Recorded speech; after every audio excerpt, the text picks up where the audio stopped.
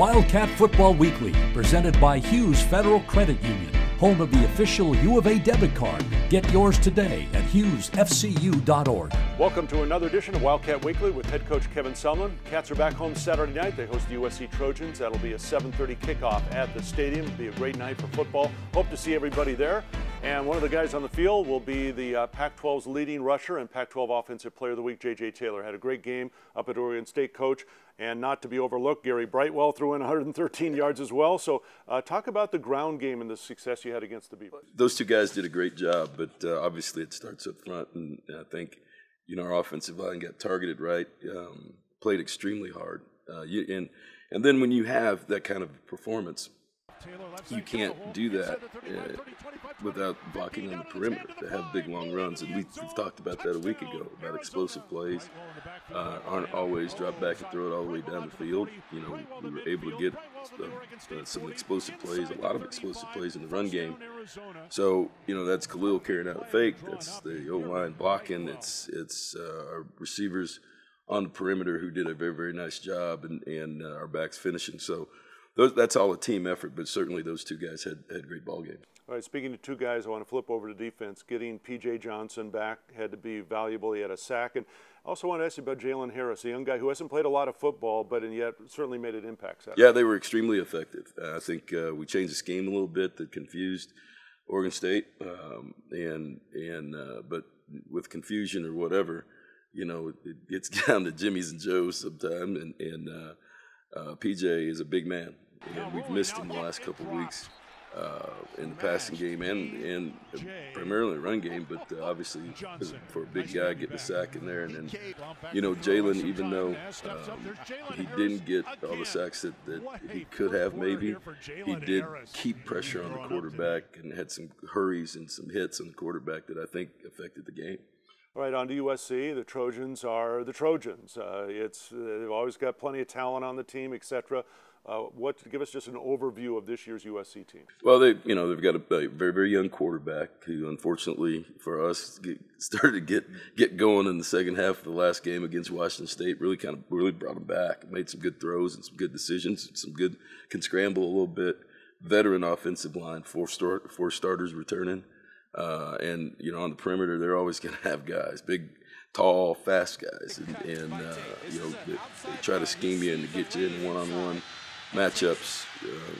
They're always going to have a running back. It's USC, so offensively they've got weapons. The quarterback's just young, and he's coming on. Defensively, they're big up front. They rotate probably 8 guys in there, so they're always fresh. Linebackers are outstanding. Pass rushers and run defenders, and extremely fast in the back end. I think the big thing about them is also their special teams have been very, very good. Number 1 kickoff cover team in the league.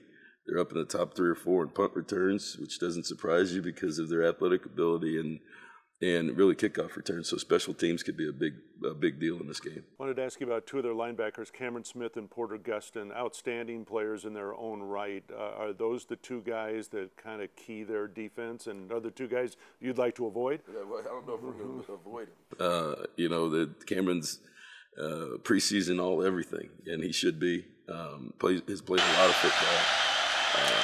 Really kind of their quarterback, kind of like our Colin Stewart. And gets them lined up, does a lot of different things, and they've got great pass rushers, and they try to get you isolated in their scheme, and if they can at all get the running back on one of those guys to block them, and it becomes a mismatch. Just one last thing about USC's offense. I think the old phrase is student body right, student body left. Has anything changed about USC football over the years? I don't know. I think it changed a lot, in really when Pete got there, Carroll, a little bit, in the fact that they were a little bit more multiple. To my recollection, that's the last time I've been on the field there with them. But they're still going to start with their tailback.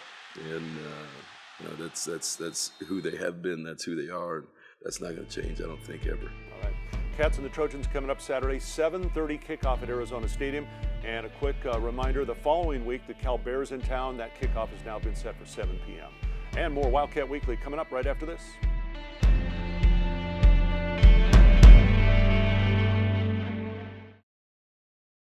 Life is what you make it, full of endless possibilities and opportunities at every corner.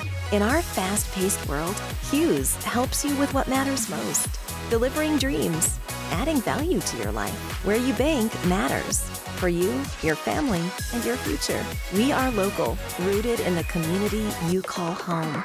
Join us on the journey of life. Hughes Federal Credit Union, ranked the #1 credit union in Arizona by Forbes. And there goes J.J. Taylor. Taylor, 30, 20, 10, touchdown, Arizona.